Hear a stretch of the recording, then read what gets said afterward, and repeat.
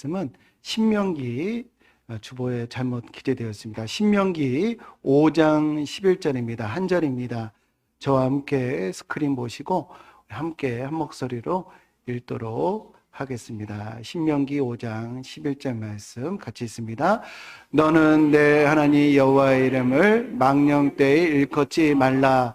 나 여호와는 내 이름을 망령되이 일컫는 자를 죄 없는 줄로 인정하지 아니하리라. 아멘.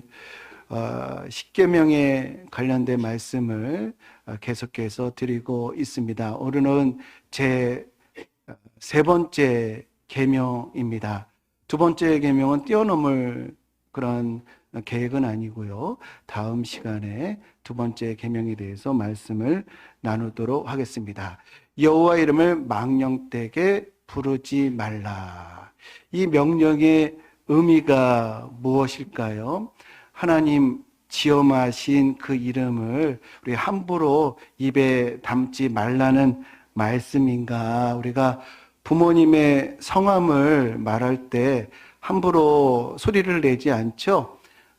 예를 들면 제 이름을 가지고 예를 들면 최웅자 천자 한자 존경의 마음을 담아서 소리를 내라고 하는 것인가? 우리가 하나님 이름 부를 때 한자 신경을 써서 부르라고 하는 것인가? 아니면 친구 이름 부르듯이 부르지 말라는 것인가? 망령되이 하나님의 이름을 일컫지 말라라고 하는 의미가 무엇인가? 그런데 성경을 보니까요, 오히려 여호와의 이름은 힘껏 부르라 이렇게 말씀하셨습니다.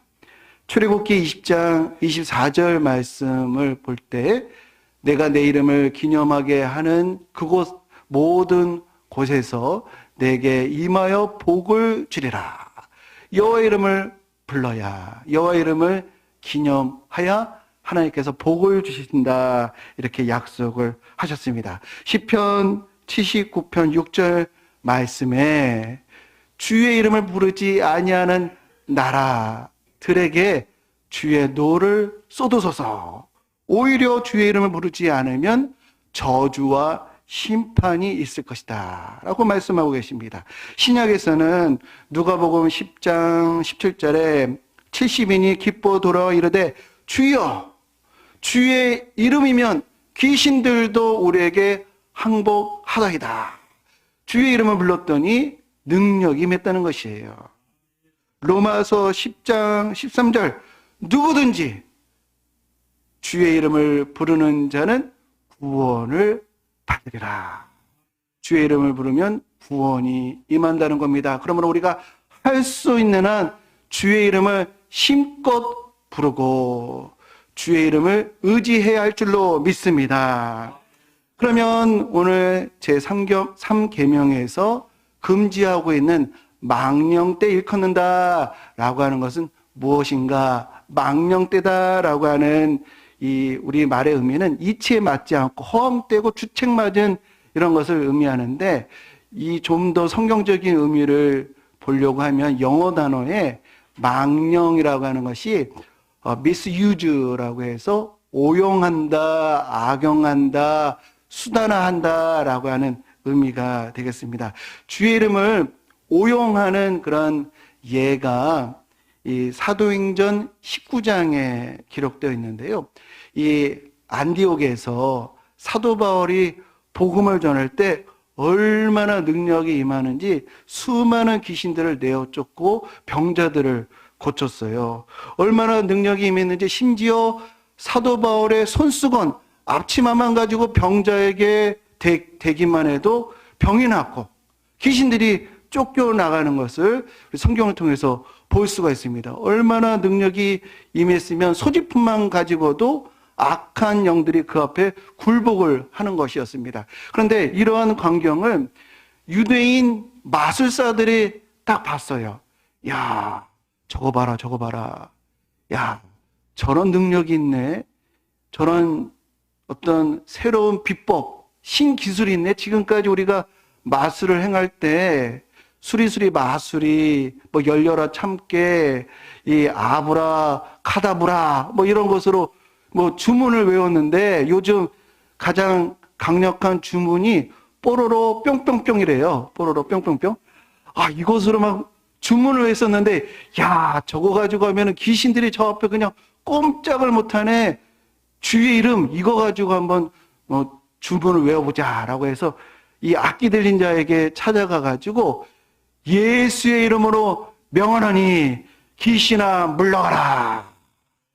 귀신아 물러가라. 근데 아무 일도 일어나지를 않는 거예요. 아, 못 알아듣나? 못 알아듣나? 그래서 바울이 전하는 예수 이름으로 명하노니 귀신아 물러가라 라고 했더니 성경에 보니까 사도행전 19장 15절에 악기가 대답하여 이르되, 여기서 영화 같으면 아주 특수 처리를 하겠죠. 내가 예수도 알고 바울도 알거니와 너희는 누구냐라고 하면서 악기 들리는 이가 그냥 그 유대인 마술사들에게 막 뛰어들어가 가지고 꼬집고 때리고, 성경을 보니까요 그들에게 뛰어올라 눌러 이기니, 이게 우리말로 생생하게 표현하면요 개패듯이 팼다는 얘기예요.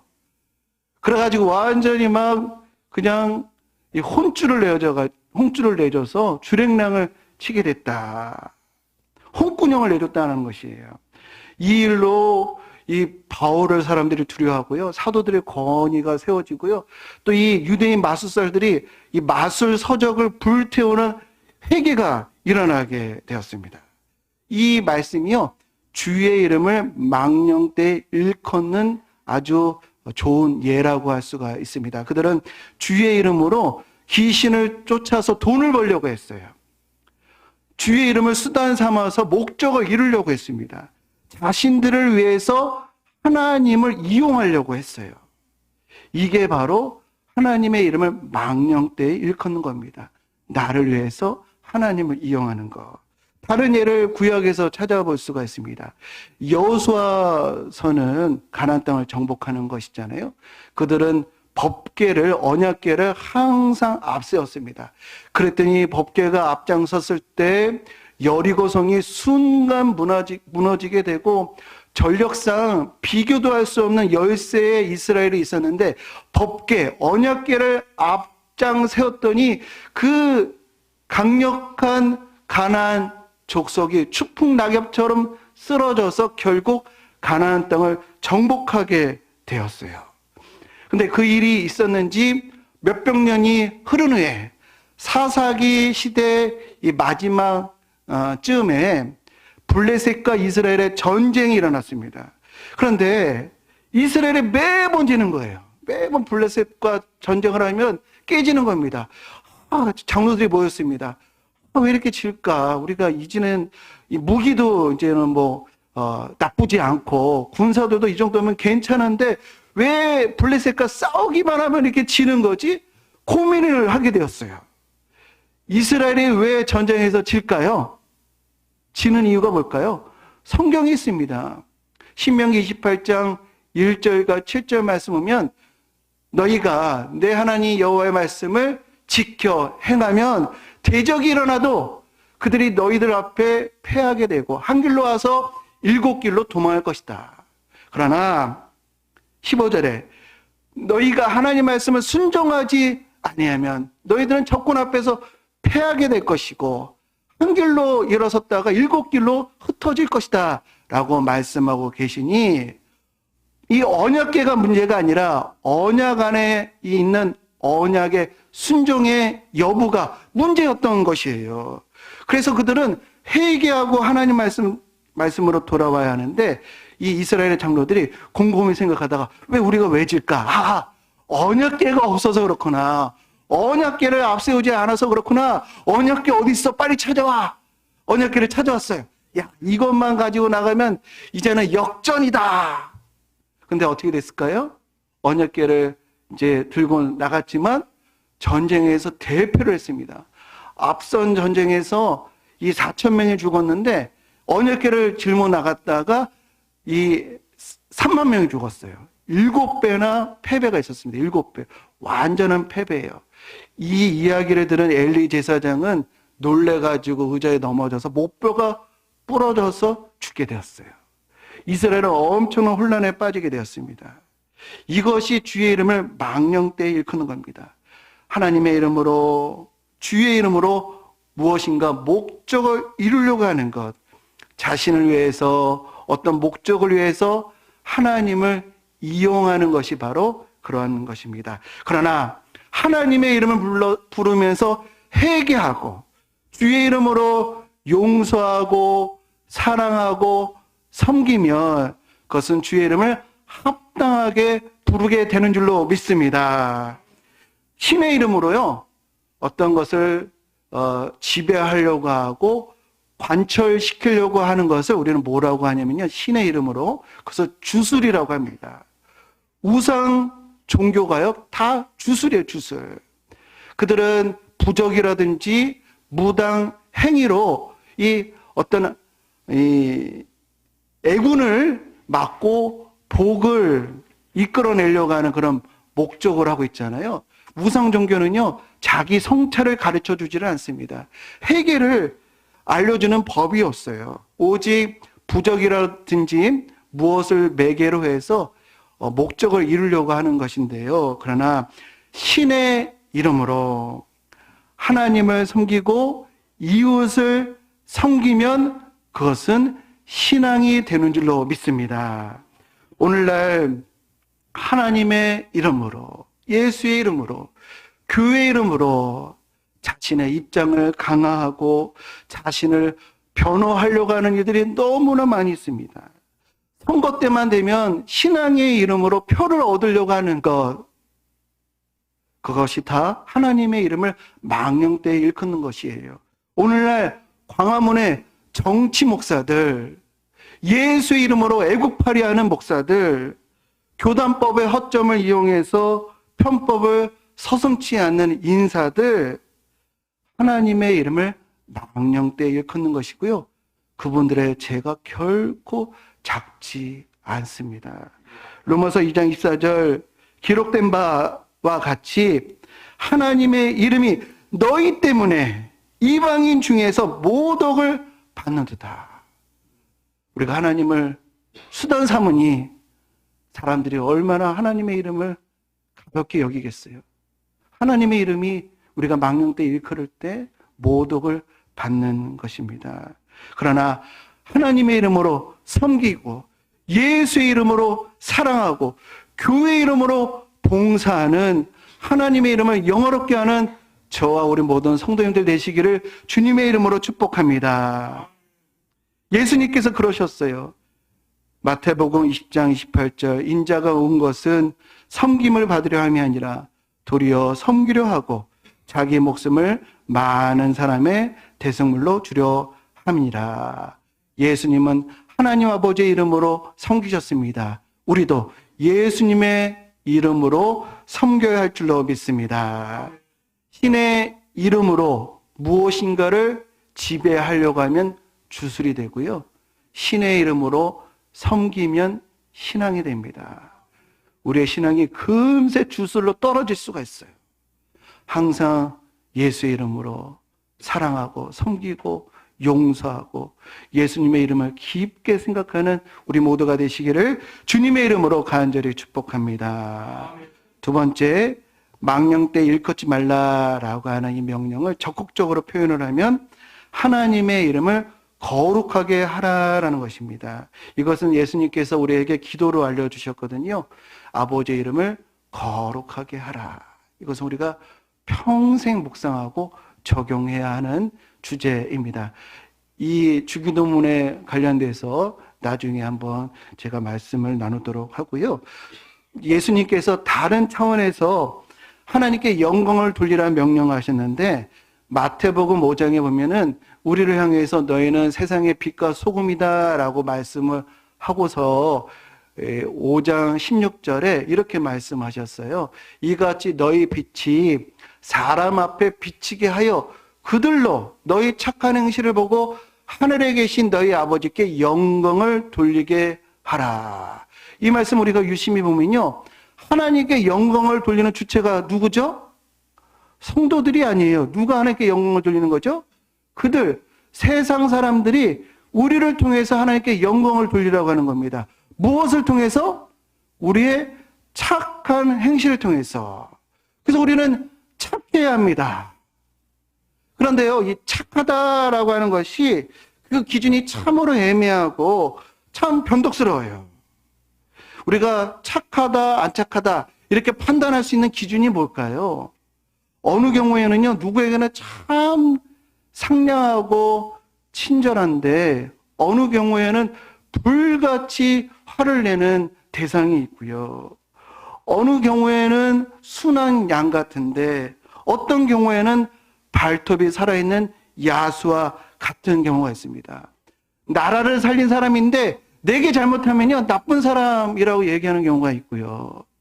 또 수많은 사람들의 피눈물을 흘리게 한 사람인데 이 피눈물을 흘리게 하는 시대의 사기꾼인데 내게 팁 100만 원, 200만 원 주는 사람이면요, 좋은 사람이 또 되어버립니다. 착하다라고 하는 기준이 제각각이에요.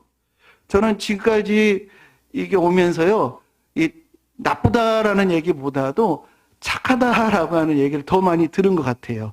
다행히도 그런데요.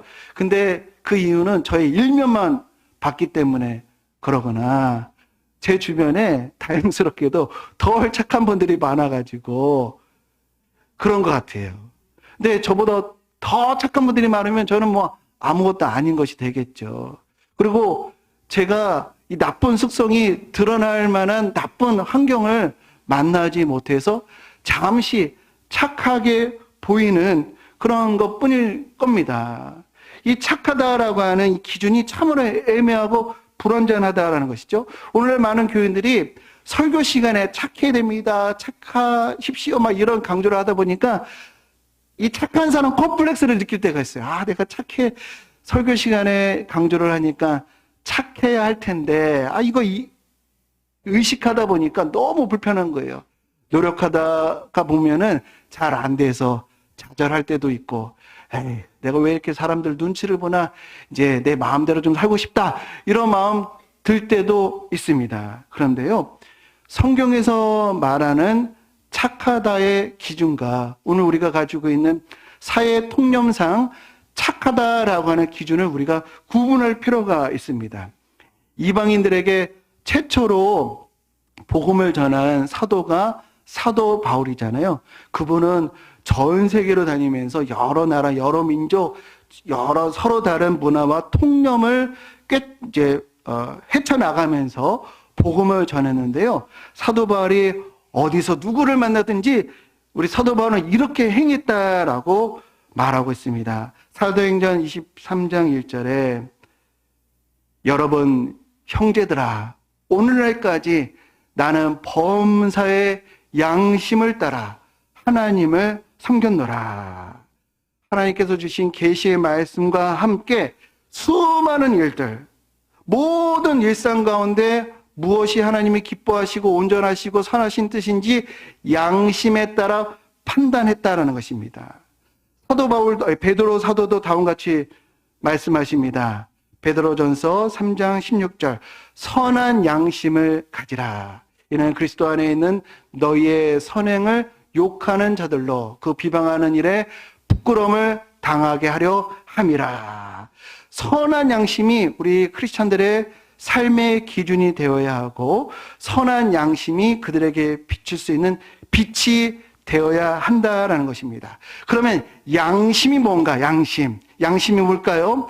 양심은요, 우리가 영어 단어로 보면은 참 의미를 아주 더 생생하게 얻을 수가 있는데, 컨센스라고 발음하긴 하지만 이 컨센스는 콘 플러스 사이언스의 합성어입니다. 콘은 뭐뭐와 함께라고 하는 접두사이고요. 사이언스는 라틴어 알다라고 하는 말에서 왔어요. 그래서 컨사이언스는 함께하는 거예요.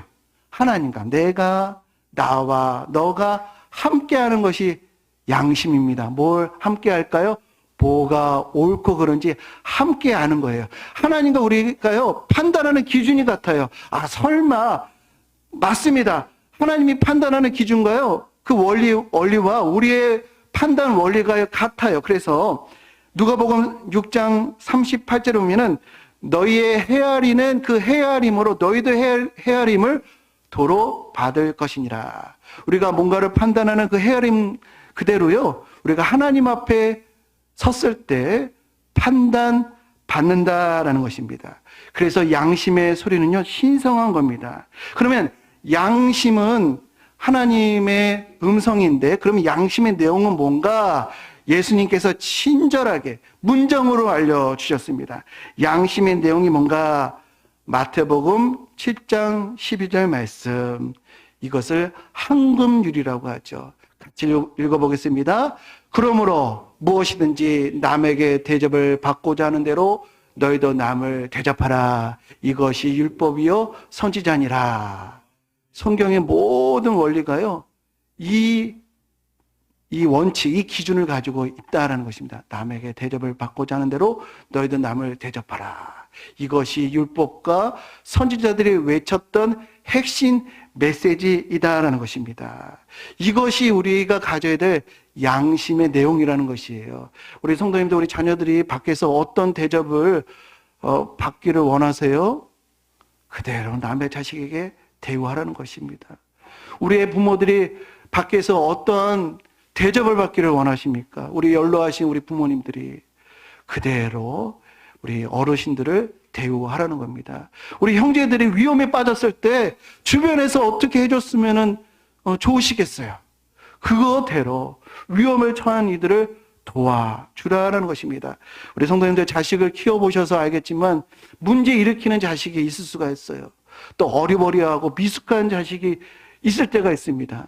그 자식, 문제 일으키는 자식이 이 밖에 나갔을 때 누구를 만났으면 좋겠어요? 어리버리한 미숙한 우리 자녀들이 누구를 만났으면 좋겠습니까? 문제 일으키는 자식을 위해서 울어주는 선생님을 만났으면 참 좋겠다.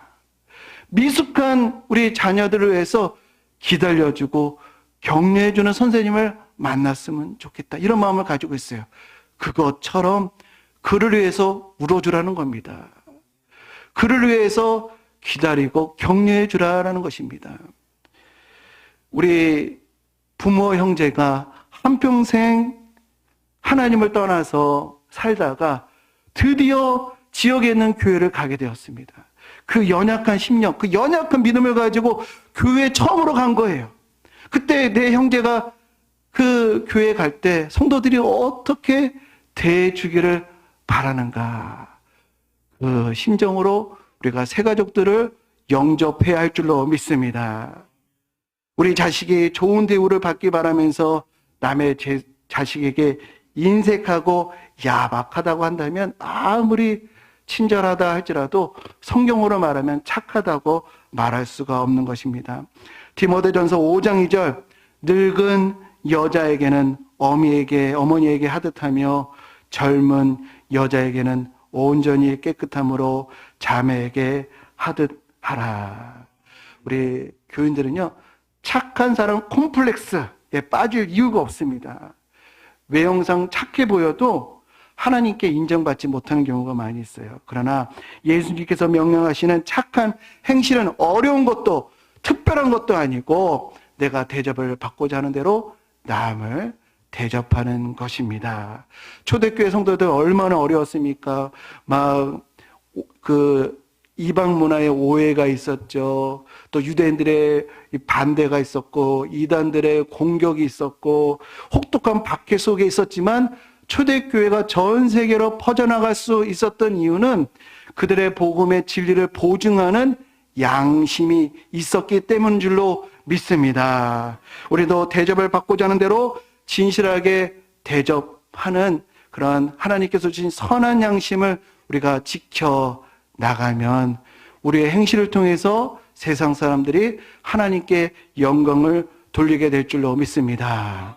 우리가 신비한 것, 기적적인 것 추구하고 하나님의 음성 들으려고 기도원을 찾아가거나 그런 경우가 있어요. 근데 기적적인 것보다 우리가 더 들어야 할 것은 바로 양심의 소리인 줄 믿습니다. 고린도 후서 1장 12절, 우리가 세상에서 특별히 너에게 대하여 하나님의 거룩함과 진실함으로 행하되 육체의 지혜로 하지 아니하고 하나님의 은혜로 행함은 우리의 양심이 증언하는 바니 이것이 우리의 자랑이라. 우리의 행위가 양심에 어긋나지 않을 때 우리는 누구에게나 자랑스럽게 되는 줄로 믿습니다. 저와 우리 모든 성도님들의 행위가 이 한금률의 세례를 받아 이웃에게 감동을 주고 하나님께 영광 올려드리는 우리 복된 성도님들 모두 되시기를 주님의 이름으로 간절히 축원드립니다. 우리 함께 찬양하겠습니다. 주의 이름 영광 받으소서. 모든 이름 위에 뛰어난 이름 되기를 내가 소망합니다. 하나님께 영광 올려드리겠습니다. 우리의 착한 행실을 통해서 우리 세상 사람들이 하나님 아버지께 영광 돌리는 날이 우리 삶 가운데 일어나도록 하나님 저희를 다스려 주옵소서. 찬양의 가사를 담고 있습니다. 네, 함께 주님 큰 영광 받으소서. 주님 큰 영광 받으소서. 홀로 찬양 받으소서. 모든 이름 위에 뛰어난 그 이름 온 땅과 하늘 다 찬양해. 겸손하게 우리 무릎 꿇고 주님 앞에 영광 돌리세. 모두 절하세. 독생자 예수께 주님께 찬양 드리. 모든 영광과 존귀와 능력 받으소서. 받으소서. 영광과 존귀와 능력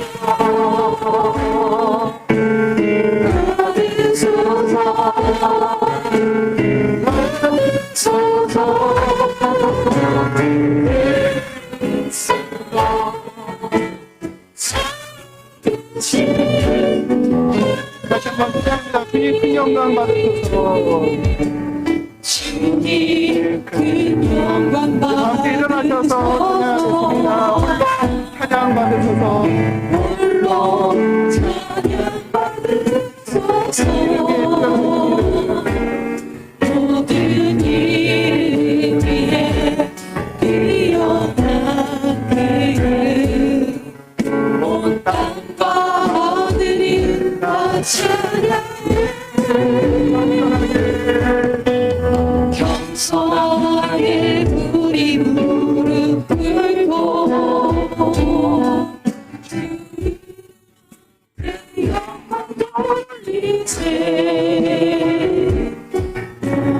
모두 절하세.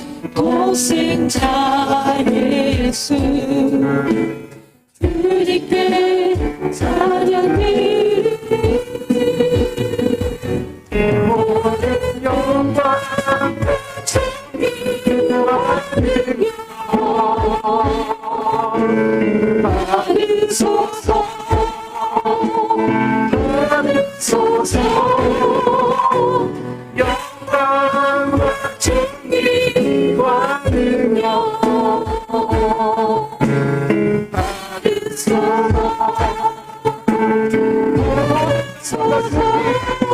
모든 영광과 존귀와 능력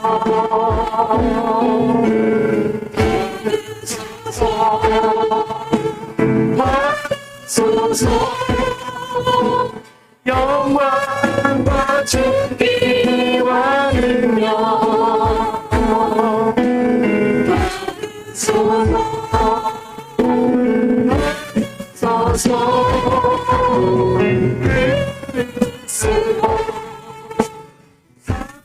뜻이 하나님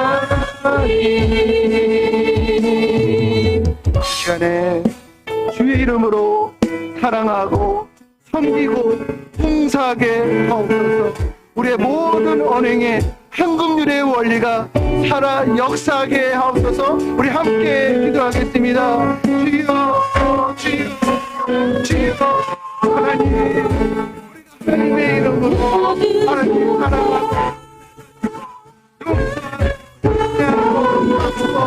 섬기고 이해하고 주의 이름으로 봉사하고 하나님의 이름으로 저희들을 대하여 주옵소서. 우리의 모든 언행에 하나님 선한 하나님 사랑 역사하셔서 인도하여 주시기 바라고 원합니다. 저희가 내정바라고 말씀하셨는데 주의 원리가 우리 하나님 교회와 하나님 위에 그 상관이 있어 우리 주변의 우리들이 세상 사람들이 그리고 하나님의 영광을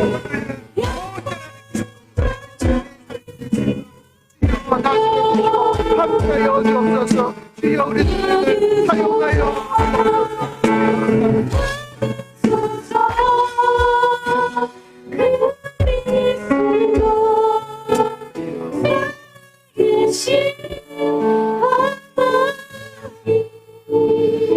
이제는 진리요 생명이신 예수 그리스도의 넓으신 은혜와 우리의 있는 모습 그대로 사랑하시는 하나님의 무한하신 사랑하심과 우리가 거룩하게 변화되도록 도우시는 성령의 감화 감동 교통하심이 주의 이름을 합당하게 사용하며 선한 양심으로 하나님께 영광 돌리리라 결단하는 성도들의 머리머리 위에 그 가정과 자녀와 기업가 이 나라와 이 민족 위에 주께서 사랑하시는 광석교회 위에 이제부터 영원토록 함께 하시기를 간절히 축원하옵나이다. 아멘.